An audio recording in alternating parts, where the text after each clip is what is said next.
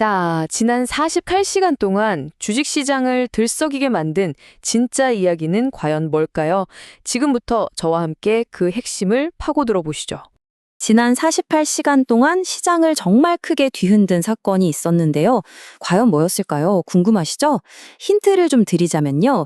이건 어느 회사가 실적을 엄청 잘 냈다 이런 얘기가 아니에요. 바로 정부 기관이 내린 단 하나의 결정이었습니다. 정말 이 결정 하나가요, 관련 업계 전체를 그냥 통째로 흔들어 버렸습니다. 자, 첫 번째 이야기입니다. 여러 핀테크 기업들의 판도를 그야말로 확 바꿔버린 미국 소비자 금융보호국, 그러니까 CFPB의 결정부터 한번 살펴보겠습니다. 이번 규제 변화의 한가운데에는 바로 급여 선지급 서비스 EWA라는 게 있습니다. 이게 뭐냐면요, 우리가 월급날까지 굳이 기다릴 필요 없이 내가 일한 만큼의 돈을 미리 좀 당겨받을 수 있게 해주는 그런 서비스라고 보시면 돼요. 사실 이전까지는요, 이 서비스가 이거 대출 아니야? 하는 논란이 계속 있었거든요. 그런데 바로 12월 22일에 CFB가 아주 명확하게 선을 그어준 겁니다. EWA는 대출이 아니다. 바로 이 한마디가 그동안의 거대한 불확실성을 그냥 한 방에 싹 걷어낸 거죠. 이 결정 하나로 그야말로 승자와 패자가 명확하게 갈렸습니다. 대출이라는 무거운 규제 족쇄를 피하게 된 핀테크 기업들은 그야말로 환호했겠죠. 특히나 이 EWA를 핵심 서비스로 삼고 있던 차임 같은 회사한테는요, 정말 최고의 크리스마스 선물이 아니었을까 싶네요. 자, 그럼 두 번째 주제로 넘어가 볼까요? 이번에는 기업들이 어떻게 스스로의 운명을 개척하기 위해서 정말 과감하고 전략적인 수를 두는지 한번 들여다보겠습니다. 여러분, 스퀘어에서 이름을 바꾼 블록 아시죠? 이 회사가 무려 50억 달러 규모의 자사주를 사들이겠다고 발표했습니다.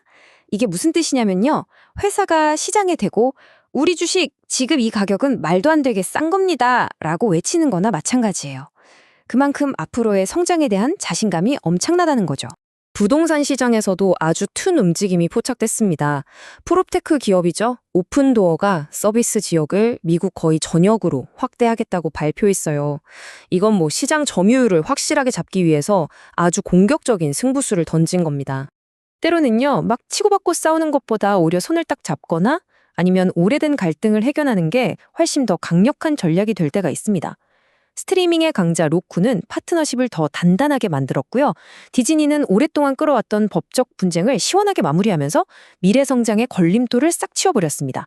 자, 지금까지는 기업들이 직접 움직이는 걸 봤다면요, 이제는 시선을 좀 돌려서 월스트리트가 이 기업들을 어떻게 보고 있는지, 그들의 평가는 어떤지 한번 살펴보겠습니다. 월스트리트의 큰 손들이 드디어 움직이기 시작했습니다.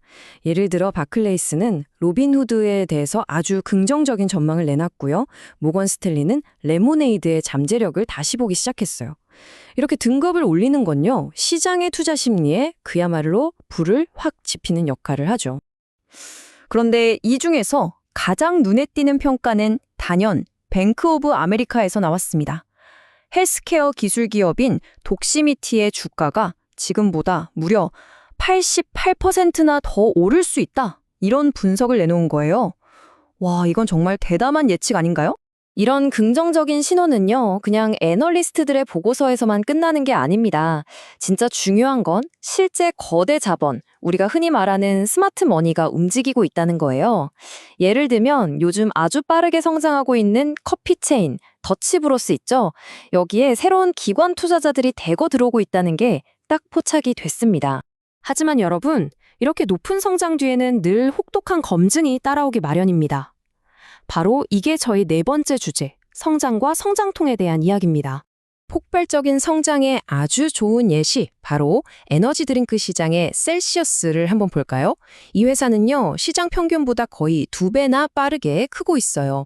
이건 말 그대로 로켓 성장이라고 할 수 있죠. 그렇지만 모든 성장이 다 박수만 받는 건 아닙니다. 레모네이드를 한번 보세요. 주가는 52주 최고가를 찍으면서 막 날아가고 있는데 시장에서는 계속해서 묻고 있는 거죠. 아니, 그래서 돈은 대체 언제부터 버는 겁니까? 이렇게 수익성에 대한 물음표가 점점 커지고 있는 상황입니다.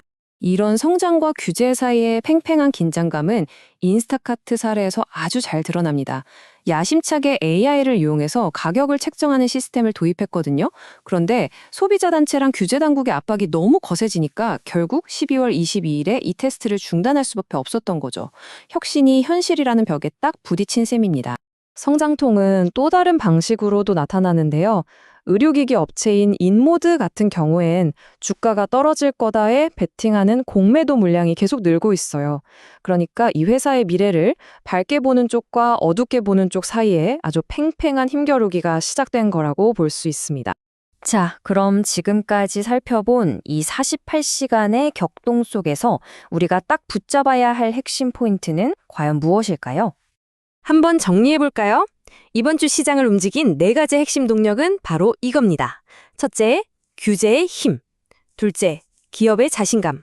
셋째, 월스트리트의 선택. 그리고 마지막으로 성장의 그림자.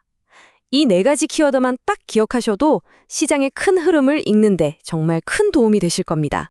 결국 이 모든 이야기는 하나의 질문으로 이어집니다. 2026년을 향해 가는 지금 이 거대한 힘겨루기 속에서 시장의 최종 승자는 과연 누가 될까요? 규제라는 강력한 칼을 쥘 정부일까요? 아니면 과감한 전략으로 판을 흔드는 기업일까요? 그것도 아니면 이 모든 것을 지켜보는 시장의 냉정한 평가일까요? 여러분의 생각은 어떠신가요?